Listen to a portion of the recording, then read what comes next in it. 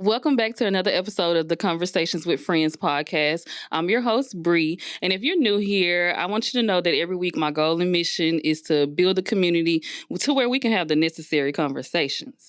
And I also like to highlight people that's doing big things out here in our community. So I wanted to bring another guest on here this week who is doing just that, not only in our community, but in the permanent makeup world.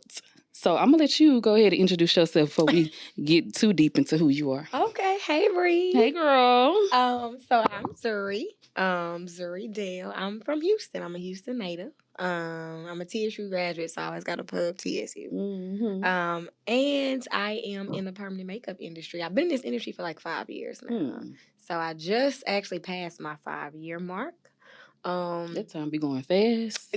Don't it? Because you remember, right? Yes. So I just passed the 5-year mark. But I also, what's interesting about my business is that I also like work during the day. Mm-hmm. So it's like I run my business like from 6 p.m. to 11. Girl, I'm just like when you sleep. When do you sleep? Not enough. And I work during the day. And I've tried to find a way to like merge the two. But yeah. That's really who I am, girl. Okay, Dr. Dale. Y'all put some respect on her name. Girl, I'm telling you, I just took my comps. I passed my comps. So I'm just waiting on that date. Yes. I know that's right. Yes, me. So before we get started, I like to do icebreaker. Okay. We're going to do this or that. Okay. To get us, warm and open. All right. It's just rapid fire. This or that. Okay. So let's get started. Chocolate or vanilla? Chocolate. Period. Red wine or white wine? White. Okay. Brunch or dinner? It's a hard one. I'm going to just give dinner because I don't really wake up that early on weekends if I don't have to. Okay. But it's going to always give dinner. Yeah. Okay. Beach or the pool? Beach. Beach, me too. Fancy or casual? Fancy. Okay. You like to get dressed up? Yes, I like to get dressed up. Yes. Summer or winter? Winter. Me too. The clothes are cuter. They are cuter. You can really dress. You can layer. You can. The clothes are so much cuter. Summer, we in Houston. No, it's like take them off. Yeah. Or stay in the house. That's how I feel. Hotel or Airbnb? This one is funny because couple years ago, I was like an Airbnb kind of girl because I was all about like, oh, we can save us a coin, we can cook. Right. But I feel like with age, I'm like, give me hotel. Because I want somebody I want to call somebody. Give me hotel and give me all inclusive. Period. Like, that's me all day. It's the same thing. I used to be Airbnb a couple of years ago. When that Airbnb came out, it was like, oh my God, they got this. Like, this is the smartest thing. This is a smart girl, please. No. Child, then people starting to expose folks got cameras in their houses watching you. They living in the basement while you there. Child, it's just too much. Give me a hotel, please. But speaking of hotels, girl, I seen that video you did recently. Of making sure everything was clean in the room. I said, "Now, God, dog, I feel like she didn't put me on. She didn't attack me because I'm living in bacteria." No, I am telling you because what made me do that is so I have an Airbnb. Okay, and I've had the Airbnb like 3 years. Well, my boyfriend has an Airbnb, and so I'm always on these like boards, with Airbnbs and like the groups and the threads and stuff, and I see all of these things that hosts do to kind of skirt around really cleaning up. Oh, wow. So now it has me so scared. Like if you go and they haven't pulled the top sheet back, then they'll just leave it. If it's tucked, that means that they didn't get under that one. They'll just change like the comforter and stuff like that. So now I'm like, let me just check everything. Yes. Baby, she had the black light. I said she had disposable sheets. I'm like, the towels. Girl, yes. I'm telling you. She wet the towels. The towels had blew up. Yes. I'm like, okay. Yes. Okay, I need to get my life in order. Yes, girl. Get your travel kit. For real. Would you rather host the party or be a guest at the party? Host. I'm a host all day. Me too. I love it. Love it there. Go out or stay in? That one is hard because honestly, I stay in, but I prefer to go out. I just don't have time. Exactly. Exactly. That'd be me. I'd be looking online like, oh, I would love to go. Everybody out every weekend. I'd just be living vicariously through them. I'd be like, where y'all get the energy from? Child. Okay. Road trip or you flying out? I'm going to say flying out, but I do appreciate a good road trip with friends. I do. That is a good time. Yeah. Car karaoke and all. Yes. One thing I said I want to do before I die, for some reason, since I was young, I always wanted to like rent a car and drive down the coast of California, do a road trip. Yeah, I can just see it, like just open road. Yeah, just straight shot. Whenever I get one of these husbands that people be having, that's what I would like or to do. Or you can like fly to Vegas and then like rent a car and then like drive to California. It's close, something like that too. That is true. You know, I've never been to Vegas either. That's crazy. Never been to Vegas. Vegas is like the easiest place to go. I'm going in October to see my man. Usher? Yes. You know what? I have not seen the show. No. And he has a show coming up in Seattle. I think I saw. No. That's not him. That's Beyonce Renaissance Tour. That's a whole nother story. But I need to go see Usher because it looks good. So have you seen it already? No, I haven't. I said it looks good on the internet. I need to see it. I really want to see it so bad. I've been to one of his concerts, and I can say that his concert is like up there at the same level as Beyonce. Really? Yes, as far as the entertainment, like you're thoroughly entertained. Like he always brings out a guest. That's what I like about his stuff. Yeah, and he gives it every time. Okay, this is the last one. Okay. You rather talk or text? Actually, it's not the last one. We got one more. Text. Yeah. Why are you calling me about stuff we can text about? Really? I like to talk on the phone, honey. I do. I mean, if we having a good kiki, but just in general, half that stuff just texting. Yeah, that's true. You can just get it out there. Yeah. Okay, now this is really the last one. Would you rather win the lottery? And I know you're in a relationship, but, answer how you would as if you may be single. Okay. Would you rather win the lottery or find your soulmate? You know what? Strangely, I'm going to say find my soulmate. Because I don't know. Like, I guess the older I get, I just look at money so much differently than I used to would look at it. Yeah. Some time ago, I probably would have said, win the lottery. But I mean, that stuff fades. It does, and money don't bring you happiness like that. You could be a miserable soul with all the money in the world. Right, with a bunch of money. Yes. And alone and by yourself. And alone and by yourself. Yes. I mean, because you would think like these celebrities, they have more problems than we do. I'm like, money didn't change all the problems. Stuff, like they say, more money, more problems. Yeah. And more bills. That part. That part. All right. So I like to start off by giving the people a little background on you. I know you said a little bit before in your introduction, but I think it's important for, other people to see themselves in us, like representation, so that they can know that, what they have going on or what they want to do is not far in reach to them, that they can attain whatever it is they put their minds to. So I like for people to know, like, okay, like I think you from the north side, right? Yeah, and it's like you have a girl from the north side doing doing big things out here. You could do it too. Yeah. So if you could just tell the folks like something about your background and. Yeah. So it's so funny you say that because I feel like I did not have an example, of that. Not a woman in science, not a woman of color in science, and so I grew up thinking that you kind of had to be either or. Either you were cool. Or you were like a nerd. Yeah. That's just the best way I can say it. That's what my childish mind made me think. And so I didn't have an example. And honestly, it was not until I got to college that I kind of realized, well, wait, like I can be more than one person. And it wasn't until I graduated, like with my master's degree, like coming up on my 30s, where I'm like, wait, like this is my liberation season. Exactly. Like I can do, and be all of these things. And so I grew up just thinking everything was about, I need to make these grades. I need to make these grades. Not realizing that there was like a complete world, outside of that. And my business actually was my liberation. When I started my business 5 years ago, it was me saying, you know what? I have done everything everybody told me to do. I'm going to start and do something, just something that I chose. Yeah. And it was very random. I was like, I'm going to do makeup. Yeah. I'm just going to choose to do makeup.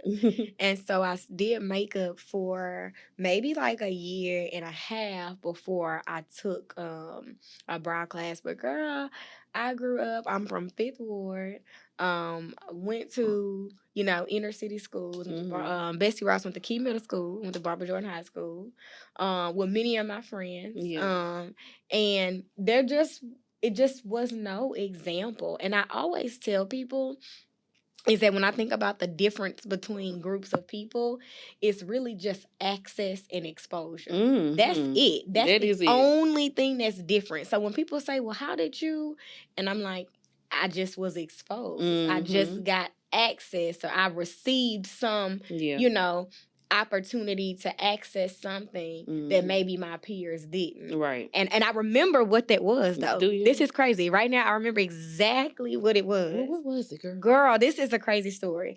So I was in the 9th grade at Barbara Jordan. Girl, I wanted to be in a science fair.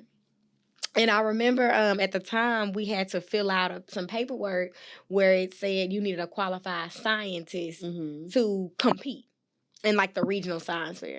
And I'm like, I don't know no scientists. Who am I supposed to have to fill this out?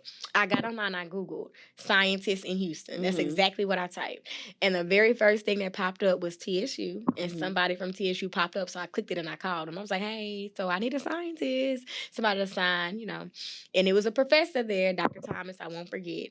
And he was like, well, I need to see what you have. I'm not just signing anything. So my biology teacher, Miss Galvan, she took me to TSU. It was like maybe 5 o'clock in the evening. The professor agreed to meet with me, and he was like, girl, I'm not signing this. Like, this is not a collegiate level project. And I'm like, but I am not in college. Okay.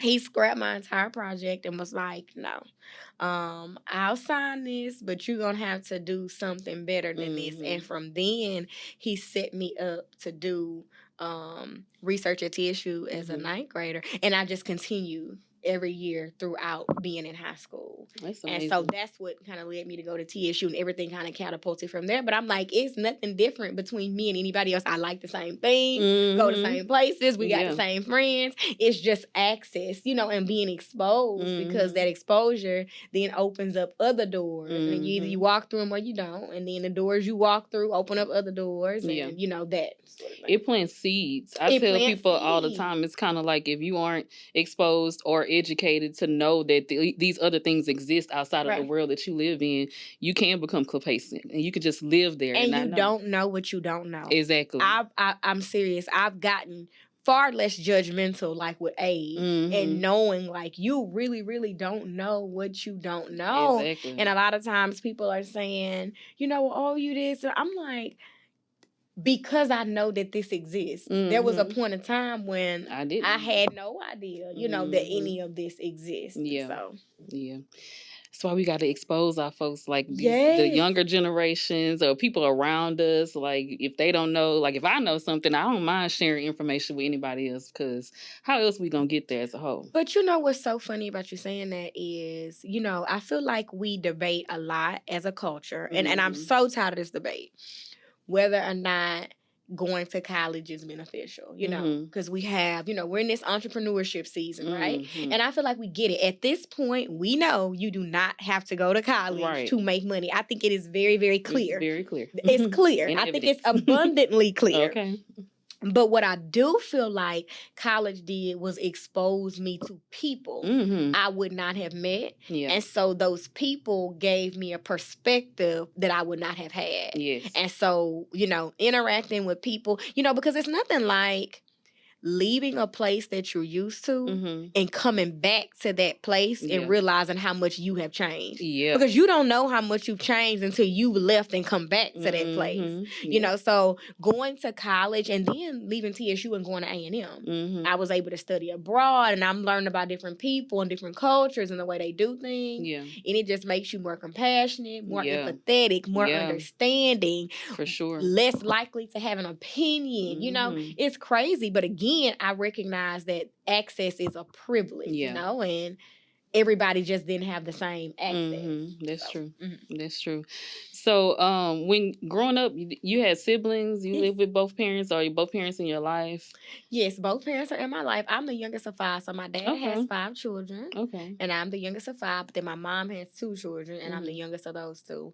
My sister and I grew up in the household together. She was 2 years older than me. She went to Prairie View. Your rival, huh? Yeah, she went to Prairie View. But we grew up in the house together. My oldest sister, girl, is like close to 50. So really, there is a huge gap. Yeah, right. It's like an age gap. Mm-hmm. My oldest sister, she's significantly older than me. But my sister, who is immediately older than me, like we were probably the closest growing up, and then my brother. But yeah, I'm the youngest of 5. Girl, and I've been the oldest since I've been born. I feel like I've been 65 since I was. One thing about it, y'all babies think y'all are the oldest. Y'all want to boss folks around. I'm a Capricorn too. Lord Jesus. Yes, girl. Since I was a newborn, I've been 65. So. Not 65. Fresh out the womb. I'm serious, girl. Child. I'm just thinking about my baby sister, and she thinks she rules the world. Yes. Because we know what's best for y'all. And see, I'm the oldest child. Yes, we know what's best. And I feel like I really know what's best. Oh, my sister thinks she knows what's best about everybody. But that's not it. No, not it. Okay. It's us telling y'all. See, we're experiencing the things y'all didn't. You know, so... Mm-hmm. Mm-hmm. I like the way you think. It sounds good. So, growing up, like as a kid, did your family kind of like was science something that you took a liking in, or did your family kind of craft like, or how our parents be like, when you grow up, you should do this, or you should be that. How did science come about for you? You know what? I don't ever remember if they did. Mm-hmm. Obviously, it's so much about our lives that we don't remember that planted a seed. Right. But like in my recollection, I don't ever remember my mom or my dad, not as a young child, saying, you need to do this. Mm-hmm. What I do remember, though, from a young child is being curious. Okay. I was always curious. And I do remember being a person who was always, like, trying to make sense of everything. I remember asking a lot of questions. Yeah. So while nobody told me, well, go do this, I think it was like natural. Like if I'm looking at this champagne, I'm like, okay, why are those bubbles there? Mm-hmm. And if somebody give me an answer, I'm that, the bubbles happen. But why? And I'm like, but why? Yeah. But okay, but then why did that happen? Mm-hmm. And I remember that. And you know what my mom did? Honestly, this just came to me. My mom was those, go get the encyclopedia.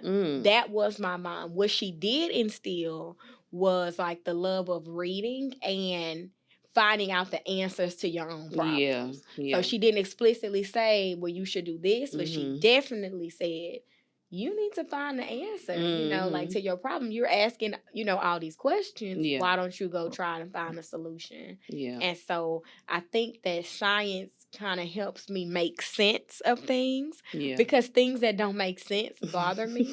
And that's why when people are getting all deep and philosophical and theoretical, and I'm like, okay, but where's the fact? Right. Like, that's just what you think, this theory and that theory. I'm like, but that doesn't make sense to me. So I think that I kind of, when I was in school, I excelled, in high school and middle school, like I excelled in all the topics, but I think science was just the one that kept me interested.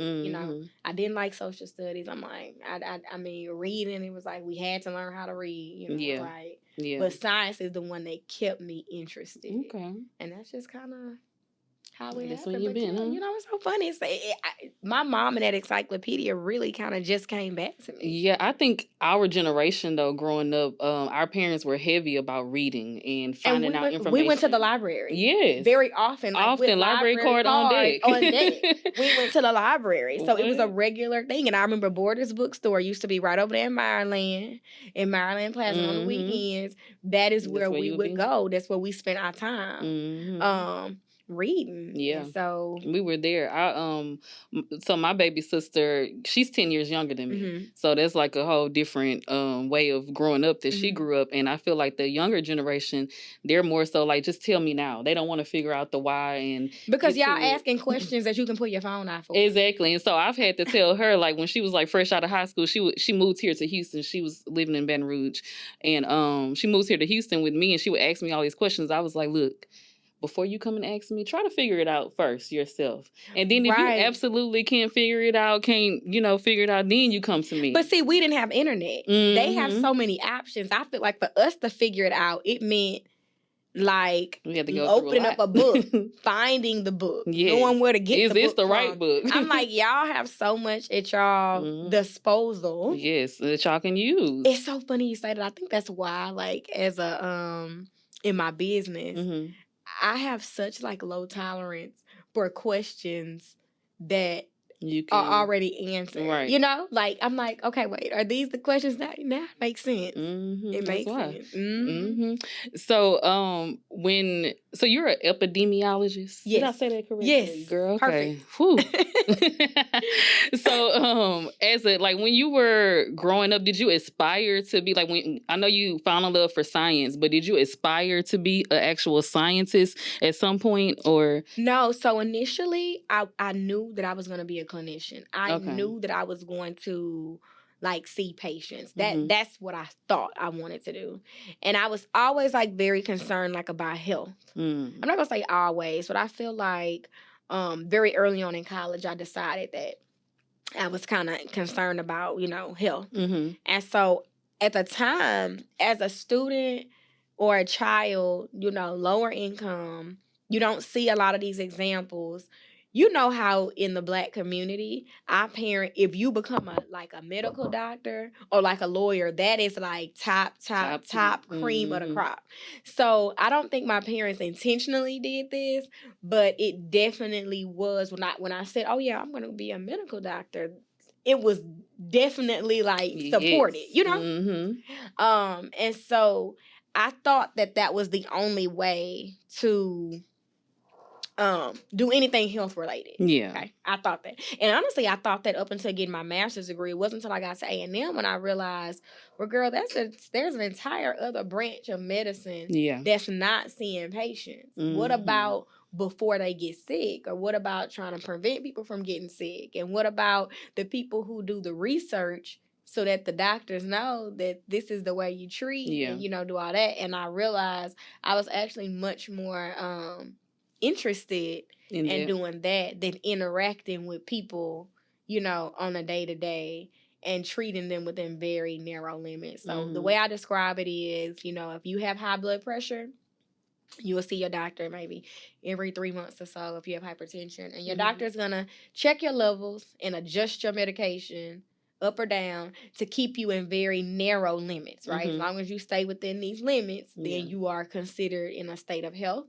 Whereas my role is to try to prevent people from developing hypertension and what are risk factors and what are some behaviors and what are some risks associated with developing this. And that's mainly what I focus on. And I like that because it allows me to be to do research, but then I can still be clinical if I wanted to, because as an epi, I can work at a hospital if I wanted to work in a hospital. Right now, I work at a university, which I love. Yeah. Yes, I love working at a university because I do run our COVID and flu clinics there, and I run our vaccination site, and I run our genetics lab. But I like that I'm able to do my own research. Like if you work in a hospital, you just work for MD Anderson. You're doing exactly what your job description says. Whereas in my role, I get to do much more than what a job description says. So I can design my own stuff, apply for my own grants, do my own things. Own research. Yes, it's giving very much Meredith Grey. Figuring out new things. Doing more research. Yes. That's nice. I remember, I think me and you met a while ago through a mutual friend. Yes. And when you were saying earlier that it was you didn't know if it was either you're cool or either you're the nerd. I remember through our mutual friend when I first met you, she was like, Zuri is so smart. She's gonna be something. She is so smart. And I remember her saying that, and just watching you over the years, like, on social media, I'm like, yeah, that girl, she really is smart. That girl that did that thing. And then I remember seeing you on the billboard yes. for TSU off of 45. 4 years, girl. A while. You was there for a while, 45 child. and Telephone Road. Okay.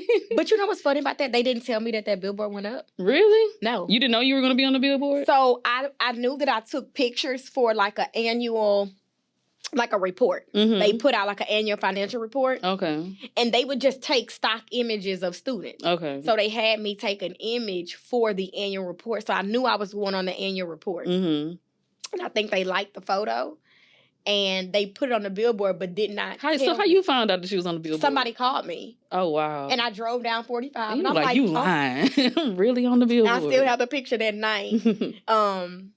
That I went, I got out the car and everything. Yeah, and I actually saw as you should. Yeah, and I'm like, they did not even say anything about it. But I mean, they take the photo, so they own the photo. Yeah. By the time the marketing and communications people put it up, they probably didn't even know who I was, exactly. At that point. Yeah. But it was like a perfect graduation gift. Yeah. That's my graduation year. For sure. And it's like inspiring too. I feel like if that was me, if somebody put me on the billboard, I'd be like, yeah, I am that girl.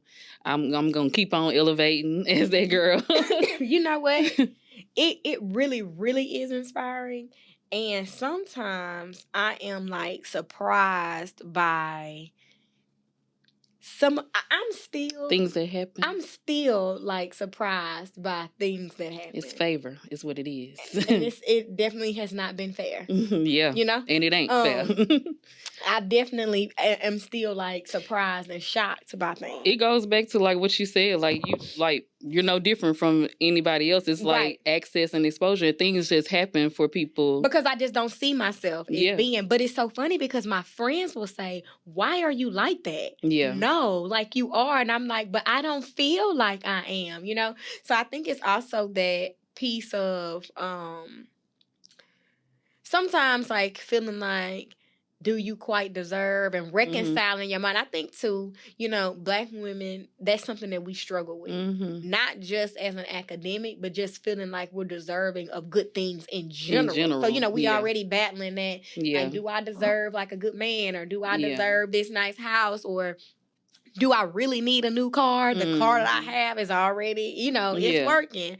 So I think it's a part of that too, you know? And we got to change our minds and know that we are worthy of celebration, of all great things, of luxury, of everything. And I have been guilty of minimizing, like myself, and like minimizing things. But my friends have to tell me, why are you acting like everybody is doing this? Why are you acting like everybody, like it's just normal? I mean, but to you feel like you're just being authentic to yourself and being yourself. Well, yourself actually happens to be great, girl. I see. I know. I'm definitely working on it. One of my friends, Dano, actually was just telling me, she was like, you really get on my nerves. And I'm like, girl, she was just telling me that. So she wants you to pop your stuff sometimes. Oh my God, all the time. Like, if I'm putting up a caption, she like, stop putting that scripture. You need to put this. I'm like, girl.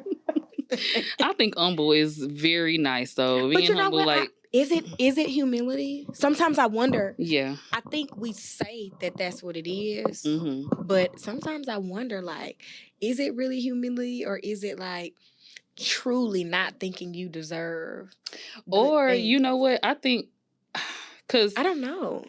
I'm working. I ain't no scientist or nothing, but when I was growing up, I used to always feel like, being on the north side, going to school over there and everything, I just felt like I always wanted more. I wanted to see more, I wanted to do more. Mm-hmm. And I always just lived that type of life to where people would tell me, oh, you think you too much. Mm-hmm. You think you bougie. Black people don't do that. And so they put that in your head. And so when you are doing things that for you just come naturally to you and to others they think it's big, it's like sometimes I do think in my head, well, dang, I ain't trying to come off.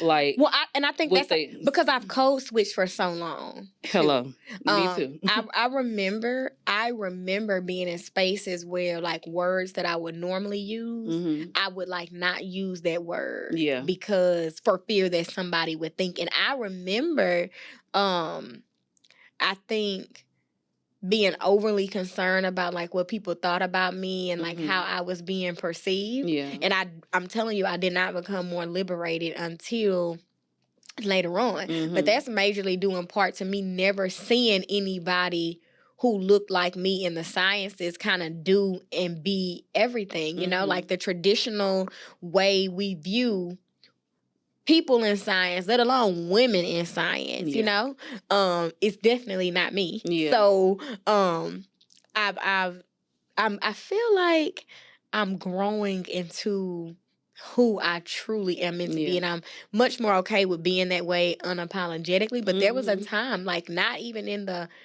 far past, you know, where I struggled with the duality of things, like and multiple things being true at the same time. Right. Like you can be this and that. You can like this and like this. It doesn't have to be, you know, either or. Well, you are that.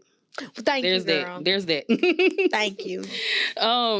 Caption coming soon. Okay. It won't be a scripture. I know that's right. What made you choose TSU? Like, what made you choose a HBCU? Oh, it was going to be TSU. I'm telling you, that Google scientists in Houston. I mean, honestly, TSU is like a very nurturing environment. Once you in and you find like your network or your inner core of people to support you, you just don't find that anywhere else. And I went to HBCU and I went to PWI. And, you know, people like rant and rave about, you know, A&M and no disrespect. And I'm kind of like, what's the big deal? You know, it just feels like a name. But TSU definitely gave me all of the tools. And even now, I feel like TSU still continues to elevate me and amplify me in ways that A&M never did. And I knew from when that guy, Dr. Thomas, welcomed me the way he did, that TSU was the place for me. Because I also could have still gone to an HBCU, but I could have left Houston. But I said no, like, and it was really the best decision that I've ever made. Yeah. And you, I mean, you went to TSU and then now you are employed there as well, right? What made you come back? Was it like you know, repeating what was done for you, like somebody reaching out? Well, in a way, yes. Okay, so I was at graduated TSU, went to A&M. After I got my first master's degree, I came back and I taught part-time at TSU.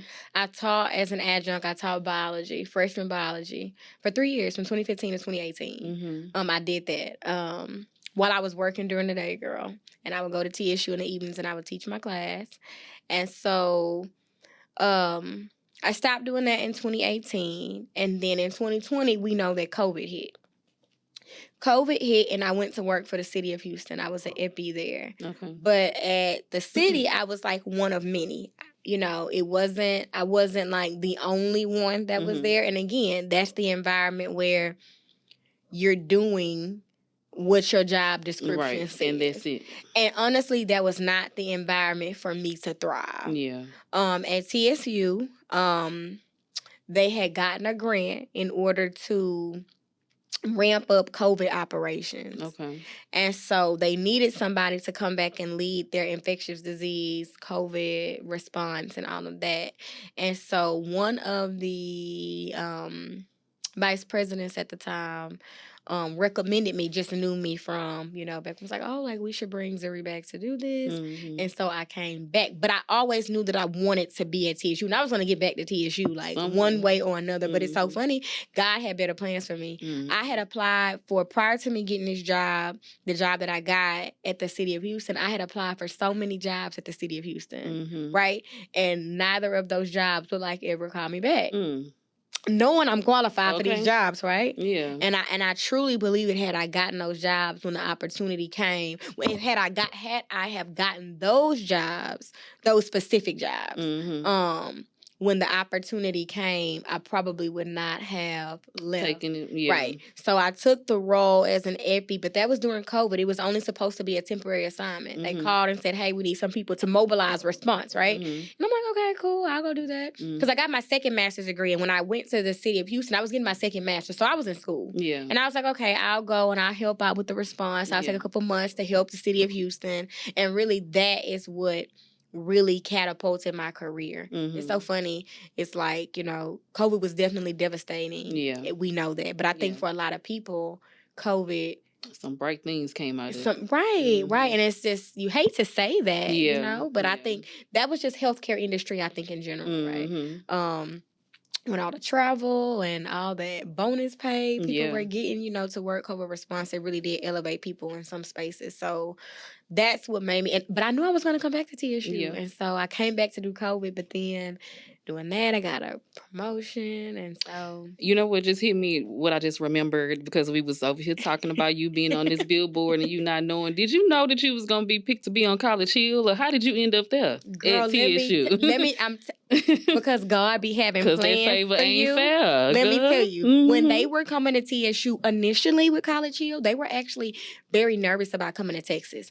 Rightfully so, because Texas did not take COVID as serious as other places like New York, Georgia. And, you know, a lot of that has to do with our political climate here, you know? And so it was not taken as seriously. So the production team was actually nervous about coming to Texas. And so I had gotten a calendar invite from one of our VPs, and it said, COVID meeting with production. And I'm thinking that I'm on the call just to tell them about what resources we have at the university. And we get on the call, and the vice president, whom I love to death, she says, so Zuri, can you tell them a little bit about the COVID work? I'm like, wait, what? What am I doing here? Right, because we didn't have any prior conversation. I just accepted an invite. Now, keep in mind, because of the nature of my work, I do a lot of our health stuff, a lot of our infectious disease stuff, a lot of our research stuff. I get put on a lot of calendar invites just anyway. So I'm thinking it was another one of those times. So I go and I'm speaking and I, you know, tell them all this stuff. And they like, wait, wow. Like, and apparently that was what sold them on actually coming to TSU. And they did not initially intend to have a person teach health sciences. But once they met me, in addition to them saying they're going to come, they end up emailing me back saying, well, do you want to be on the show? Like, say that a little louder, girl. I'm telling you, they emailed me back. It was because of you, huh? Hey, say that part. Do you want to be on the show? And I'm like, sure, you know. And so, but you know what? Truthfully, though, we did not know who was going to be on the show until they arrived. The people, the cast. The show? No, wow, we did not know when the when the viewers found out, that is when we found out. Wow. What you say? I'm pretty sure maybe some higher ups knew, but that's but you didn't know who was gonna be. Wow. Girl, let me tell you, I feel like everything has just aligned for you in God's perfect will in the right way, child. But let's talk about the permanent makeup side. How did you get, well, I know you were doing makeup as a makeup artist, and what sparked your interest in permanent makeup? You know what's so funny about that is there was a one of my, I guess, peers from TSU. She had graduated from TSU and she had gotten into teaching, and she was one of the first people that I knew who was doing permanent makeup. So she was teaching during the day and she was also doing permanent makeup. And I saw her and said, oh, we have very similar backgrounds, you know. With the TSU, we majored in biology. She's teaching biology. Okay, she started this side business. So that was the first time that I saw somebody young, Black, female in that industry. Because permanent makeup is not something that was like reserved for us. And not at all. Our Caucasian counterparts have been getting all of the things. I mean, the Botox, the fillers, the injections, I mean, the lips, the brows, all that stuff. And so when it took me maybe like a year or so to finally take a class, and it was hard. What made me stay doing it is because I accidentally, again, realized how much science went into the way that the brow healed. I did not know that initially. And it took me maybe a good year to really, really, really understand that. And again, me minimizing and hiding. When I first got in the industry, I did not show my face. Didn't show me, didn't talk about my background, didn't do any of that. So I'm just posting brows. And this is old Instagram where you didn't have to dance and shuck and jive. Do none of that. And do the heel toe, you know, to get views. Show the work. You just post a picture and some hashtags and people would like the photo. And that worked. But girl, I graduated with my second master's and I posted a picture. And it went crazy. This is back in the day when 1,000 likes on Instagram was like, oh my God, like, you know, this is 4 years ago. Right. And all my clients was like, second, man, girl, you was doing all of that. How have you not said anything about this? And that was when I decided, I said, you know what? I'm going to brand this business as merging the art and science with permanent makeup. That's what kept me in the industry. Because I kept getting down a rabbit hole of inquiry of, well, what happens if I manipulate this and change this and do this, and what would happen and what would happen? And I was so interested in learning the why behind every single thing that we were doing. Again, it was always naturally me. That's what I was just going to say. Having to know why actually paid off for you. Having to know why actually paid off. And it has just really been a beautiful marriage. I'm telling you, other two, it just does not feel like work, girl. It is, because people think it's so random. Like, you do this during the day and then at night. I'm like, but it's actually not as random as you think. Exactly. And that's what I was going to get to next. Is like, you use your knowledge and your talent to merge the two together. And it's like you have like your own lane when you think about it that way in the permanent makeup community. Because everybody just think about it as cosmetic. But nobody thinks about science down pat. No, they don't. And it's so funny. I tell people, even people that train with me, it's like, this is not just putting ink on somebody's face. You are putting ink under somebody's skin. And when you really think about it, the vast majority of people are not qualified to be breaking skin and sticking pigment underneath. But we showing up in droves to get this stuff done, you know? And I'm like, we need to bring some integrity to the industry. If the state is not going to require that we have some sort of prerequisite knowledge, we need to do that for ourselves. So I've been able to trailblaze because of that. Because I really wanted to increase the standard of the industry. And that is really what keeps me like, literally, I have microscopes in my salon, girl. I have all these things. I have like an incubator. I be in there growing bacteria. When did you know? I seen it on the internet, so I know she ain't lying.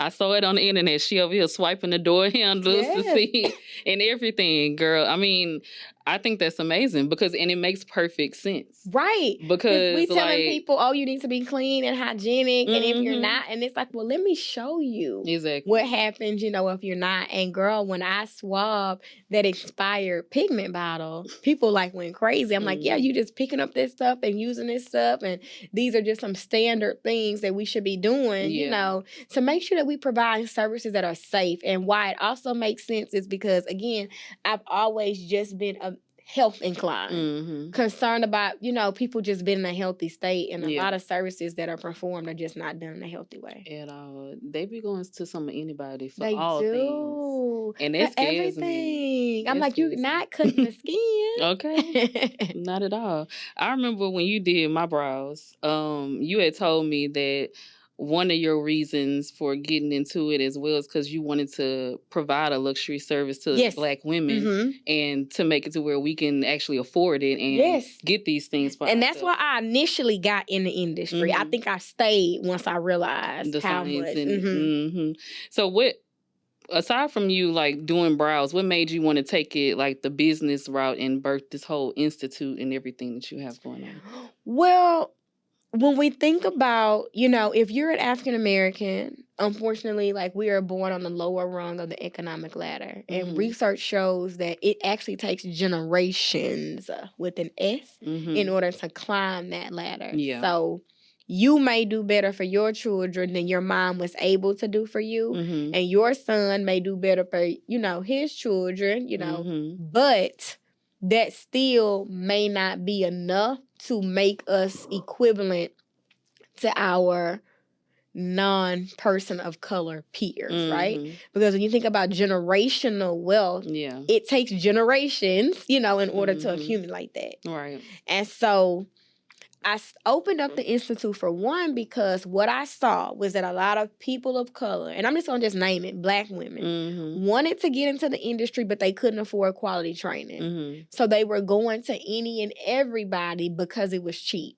Not knowing and understanding that, I feel like we kind of grew up a little bit in that generation of I'm self-taught. I feel like that was our era. For sure. Everybody wanted to be self-taught. And self-taught is great for many, many things. Yeah. But learning how to cut somebody's skin and implant pigment in him, that's a serious thing. Mm-hmm. And so, you know, I kind of came up in I taught myself. And I'm like, well, that's not bragging rights. And so what people were doing was they were training and they just were not taking safe, you know, they just were not taking good training. Mm-hmm. And so I realized that many of us, because systemically our priorities are just different, mm-hmm. we don't have the luxury of spending $5,000 mm-hmm. like on a whim. I wanted to create something. You know, of course, I didn't want to undercut myself because, you know, I still offer quality training, mm-hmm. but I wanted to increase access. Because mm-hmm. remember, I learned a long time ago, mm-hmm. the difference between people, I'm telling you, is access. Yeah. And I have watched it change so many lives. I also have a permanent makeup conference, PM mm-hmm. UConn. It comes around once a year. Yeah. And a student that I trained, maybe like my second or third year, came to the conference and she came up to me in tears and she said, you just do not understand like how being in this industry has like changed my life. Yeah. When I got in the industry, I had to take like 12 trainings before mm-hmm. I finally got comfortable. And people are training with me and taking one, you know, mm-hmm. and doing high quality work, you know? Yeah. And so you did all the work. Because I had and wasted all the money. Okay. Because I came in the industry when a lot of African Americans were not in it. Mm-hmm. Now we see more people in the industry. Yeah. So I kind of had to be of the Lone Rangers figuring it out. Mm-hmm. And let's not even get on how people who were doing services on Black women, they were terrible. I feel like we see a lot of bad work even now, like mm-hmm. residually from back then. And green eyebrows. They black, they gray, you know, and feeling like, oh, you Black, so I'm going to use the darkest color mm-hmm. in my kids. And know? It don't make sense. And it doesn't make sense, you know? And so that was a thing. You know, people are much more educated now than what they were, mm-hmm. and that's a good thing. Yeah. But we had to do a lot of work to get us there, like as a community, mm-hmm. honestly. And so that's kind of why. Yeah. So speaking of the PM UConn, mm-hmm. I wanted to talk a little bit about that. For those that aren't familiar, can you tell the folks what that is? PM UConn was born out of a need for us to advance the heal work on women of color specifically. Okay. When we look at the cellular composition, the complexity of people of color, is a completely different skin type at the cellular level than non-people of color. Mm-hmm. And knowing how to service this demographic of clients is something that was needed in the industry. And so what's interesting about PM UConn is that it hyper focuses on the heel work, mm-hmm. right? So not just on work that looks good on pictures. Mm-hmm. I mean, down to pigment science, the products that we use, the way we use the products, things to enhance the heel result, ways to work on different skin types to really like advance that, because I just got tired of seeing my reference group walking around with terrible and horrible work on their face. And it has been like tremendous. I started it, the first conference was in 2022. And then we had 2023, and we already planning for 2024. Mm-hmm. And it was beautiful. I saw it online. Thank you. I mean, I wasn't an attendee, but that's what I wanted to ask. Do you have to be an artist, like a PMU artist to attend? No, because it's so much more than just permanent makeup that we do. Okay. So we source speakers for business. I'm talking about grant funding, marketing stuff. We even add in some services that's not permanent makeup. So you'll have a brow henna and tint, brow shaping. Mm-hmm. So it's really good for people who want to add an additional service, but like maybe an easy service to their arsenal. So it's not just permanent makeup. I would probably say brows is the hardest service to do. Mm-hmm. There are some easier ones like tiny tattoos or skin camouflage or inkless camouflage that even as a hairstylist, you may come to PM UConn and say, only thing I'm trying to come get is to learn these 3 things. Mm-hmm. But it may be like 15, 18 speakers on different things, but you may be coming, like we do hairline restoration too, so that's something that's appropriate for you. Yeah. That is a form of permanent makeup, but it's not you having to really sit through a full like brow training. Yeah. So we have a lot of people who come who are not in the industry yet, and people who are in the industry and are looking to enhance their skills. So you don't have to be in the industry at all. And honestly, if stuff like this wasn't around when I was getting in the industry, I would have saved so much money. Yeah. You know, going to something comprehensive and then focusing on just what I wanted to learn. Yeah. I mean, here you are creating a solution. Creating a solution. You creating a solution, girl. And I feel like that you just hit the ground running. That's how it feels. It feels you like said that. It's been 5 years, and in 5 years, you have accomplished a lot. Girl, it feels like that. It's like you just said, okay, this is what I'm going to do, and But I think that that's just my natural way. Yeah. It's funny, like, how I think in business, you don't even have to be that talented to excel as a business owner. I agree. Because your natural way of doing things, whether it's the hustle, whether it's the persistence, the discipline, like your natural way will really propel you. Now, I happen to be talented. Yeah. But I think that I just have hustle, you know, and I'm like, oh, if I'm going to do something, I'm going to see it all the way through. Right. If I'm going to do something, I'm going to try to do it with a standard of excellence. So that's just been me. Right. And I think that's why it seems like it was so fast. But, honey, trust me, it was not fast. Yeah. Okay? Yeah, because it's a lot of work that you have to do to put into that. But from the outside looking in, it just seems like what it looks like is, because I know that it takes planning, it takes work, it takes research to get all these things off the ground. But what it looks like is like you playing this. You had this jotted down and you just been marking off the check marks. And that's exactly what it is. Yeah. Because I made up a rule a long time ago. When I was in college, I taught myself discipline. Yeah. I'm going to tell you what I used to do. I would not forget, I had a cellular biology class. Oh my God, it was the hardest thing. And I used to, back in college, if I didn't make a certain grade on a test, I punished myself and would not let myself go out with my friends. I've always, girl, just crazy from being young. I always had discipline that way. So I made up a rule that said, if I say it out loud, then I have to do it. I made that rule up years and years ago. Yes. So it's okay for me to think it. I can think it all day. But the moment that I say it, and sometimes I find myself saying stuff and I'm like, ugh, I did not mean to say that. Yeah. But I have trained myself that I said it. So now I have to do it. See it through. And so it's one of those things where one day I said, I ought to have a conference. And so sometimes it'll be organic conversation like this. But if it gets said, I have to do. And you know how sometimes all you need is a couple of small wins under your belt, right? A couple of things you said you were going to do and you did them and were successful. And that gives you the momentum for the bigger things. And that's really how it starts. It starts as small wins. They give you the confidence to pursue the bigger things. But you got to start. Right. If you never start and allow yourself to get some successes under your belt, you will never get to the big things just because you didn't start. And I think that people will look at my business and say, oh my God, like I don't want to get into the industry because look at what all she's doing. But I had to start. Yeah. It started out as me just trying to get one client a week. Now I had 31 clients this week.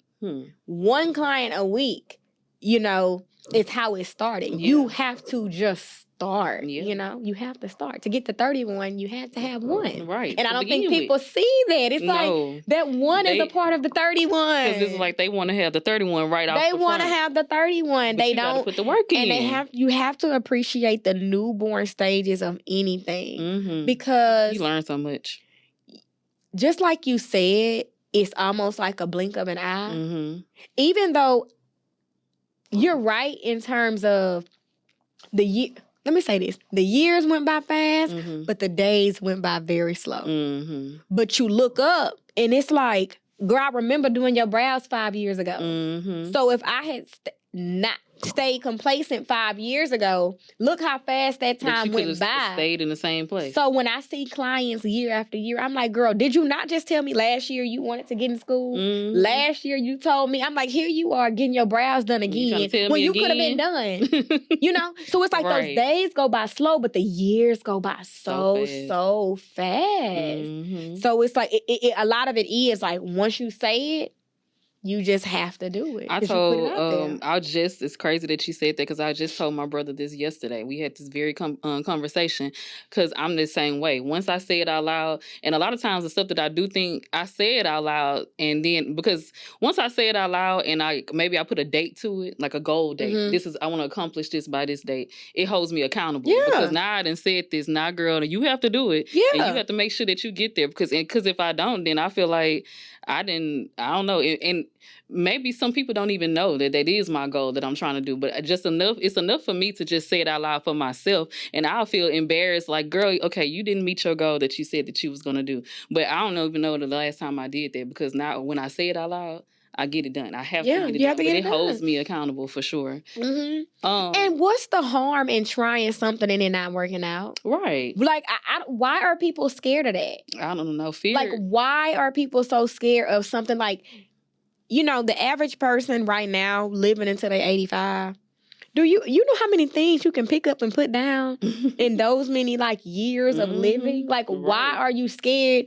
Because it doesn't mean failure. Like, it just means I tried, didn't like it, didn't work, or maybe I made a decision not to keep pursuing. Everybody looks at changing gears as failure. Sometimes it's, I know I probably could build it, but I'm just making a decision not to build it, and I want to try something else instead. Right. But people look at that as failure, or they're so worried about what putting something down would look like to other people. Well, if I stop doing it, maybe they'll think I just wasn't getting clients. And it ain't none of their business. Right. To be honest. And I like to tell people, on the other side of fear is light. And if you step through it, you're going to get to something better. No matter if it didn't work out or not the way that you thought that it would, there's a lesson in it. And maybe you learn something new that you can use for something else. And you know what? I went on live and I talked about this on live. Just doing sparks your creativity for other things. Yeah. Right? So let's just say, you know, you decide you want to go do this big thing.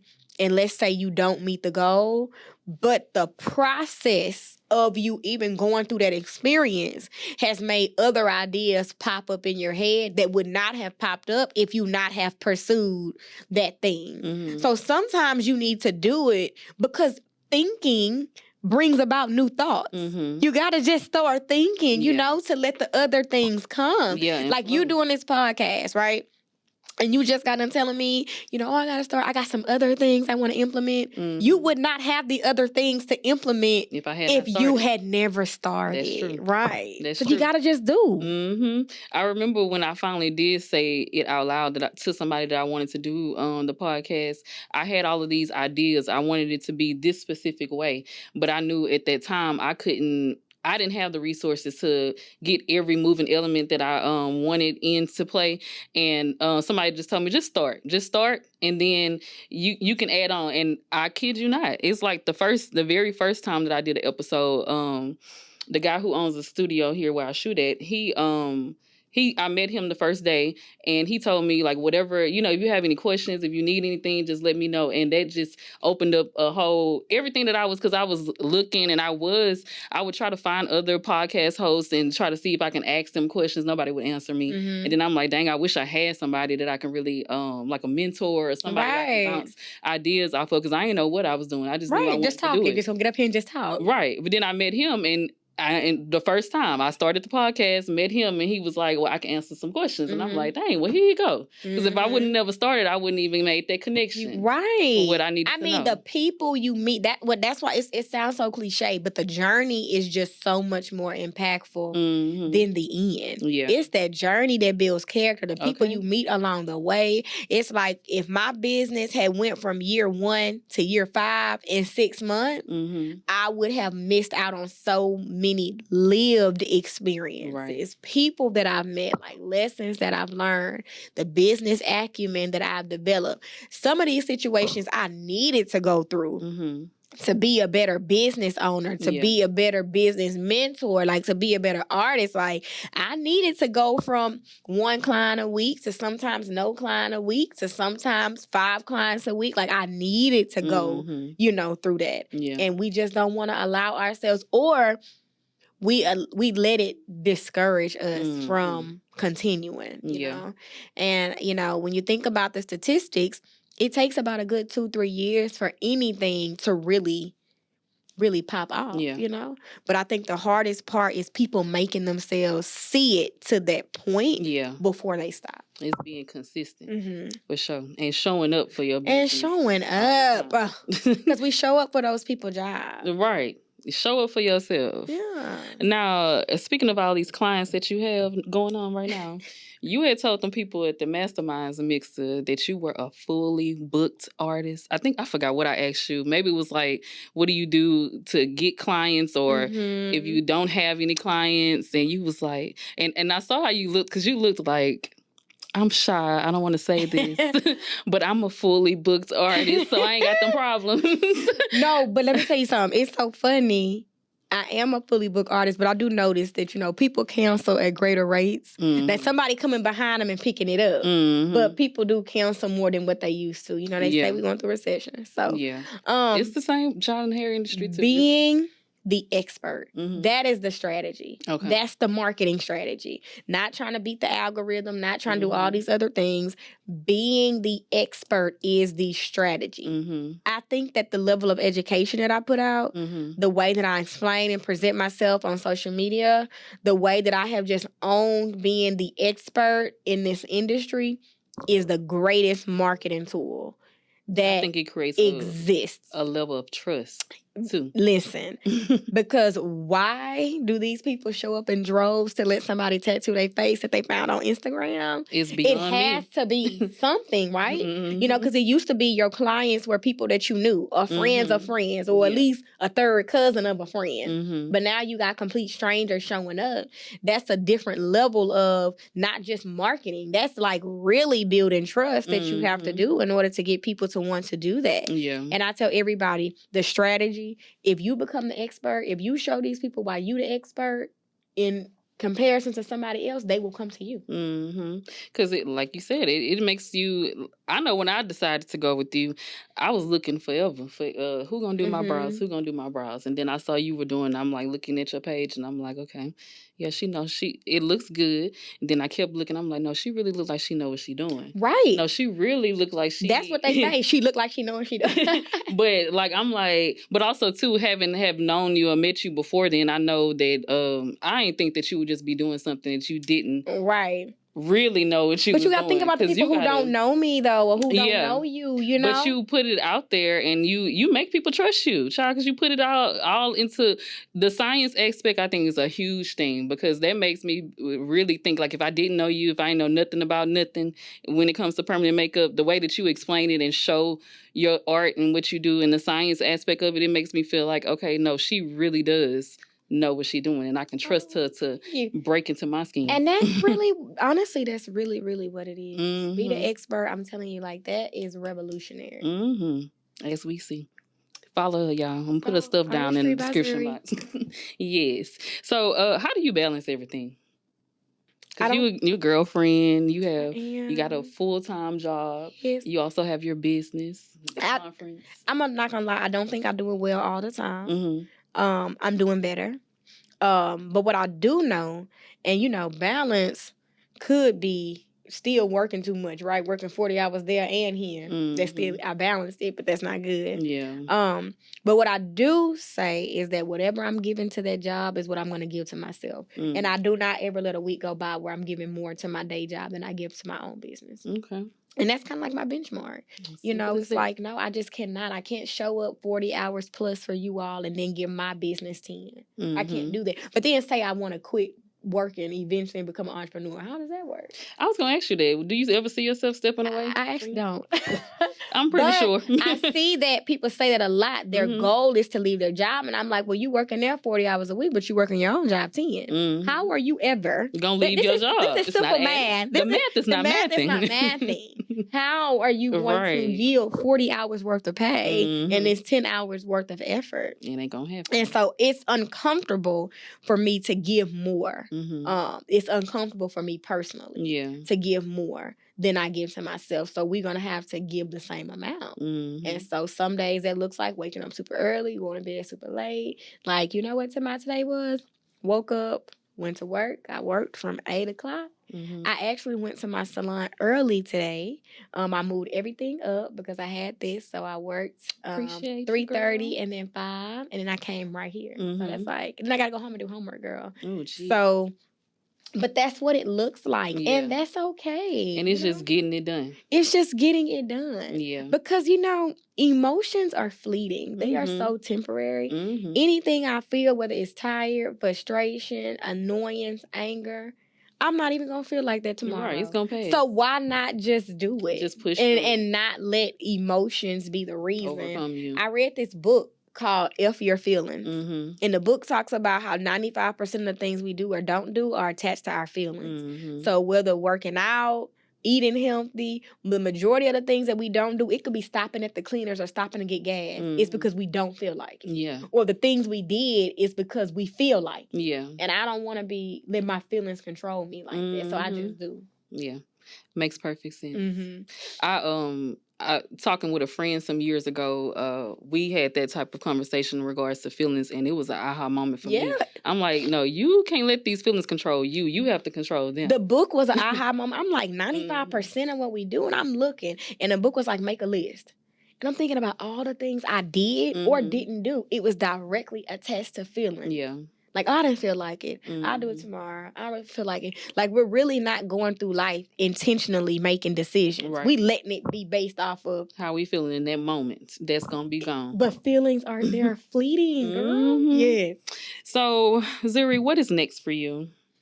PM UConn is next. We already planning that. We drop our promo for that August the 1st. So we start planning for that a year in advance. But that's happening August 1st. And then we are work. I'm doing a lot of work. Working. I'm actually going to do a little revamp of my salon. Okay. I'm excited to do some painting. Okay. With the salon. And I'm trying to get into more content creation. So I'm going to take some time off this summer. I'm going to slow down a little bit in August and really take some time to regroup, get myself together. Because the school year will be starting back, at TSU. So I want to get prepared for that. I got a promotion, right? So a couple months ago. Girl. Thank you. I got a promotion. So next year I'm going to be moving into my new office. Okay. And all of those things. So just getting ready for this next stage elevation in my life. Is what it's sounding like. Yeah. But I'm trying to do it a bit more gracefully and a bit more intentionally this time. And plan better because it's like, Zuri, you would be able to balance better if you planned better. Look at what's happening in August and just plan. And that's the place that I'm at in my life right now. Like I'm planning. I'm not about to be breaking my neck and my back. Letting it happen to you. I'm planning. I feel that. Well, this has been great. Yes. And we could talk for on and on and on. But I thank you so much for coming. Thank for real. You. Especially I know you're a busy woman, child. And I really appreciate you making the time to come. Yes. Yes. I'm going to have to have you back again, too. Yes, please. I also want to thank y'all for tuning in. Make sure y'all catch us every Monday at 7 a.m. Do you have something you want to plug before we get out of here? Yes. I want you all to follow me on Instagram at Artistry by Zuri. You can find all of my social media handles there, conference included, my institute included. Really follow me because if you're not in the permanent makeup industry, that's actually okay. I put out a lot of health-related information that just applies to everybody. I talk a lot about African Americans and health conditions and comorbidities and things that impact us. So follow me on that page. Yeah. And I'll make sure that I put all of her information down below in the description box. Make sure, again, like I said, y'all rate, like, comment, subscribe to the channel. When you comment down below, let us know if you want to keep this conversation going or what you might want to talk about on a future episode. But until next time, we out, y'all. Peace.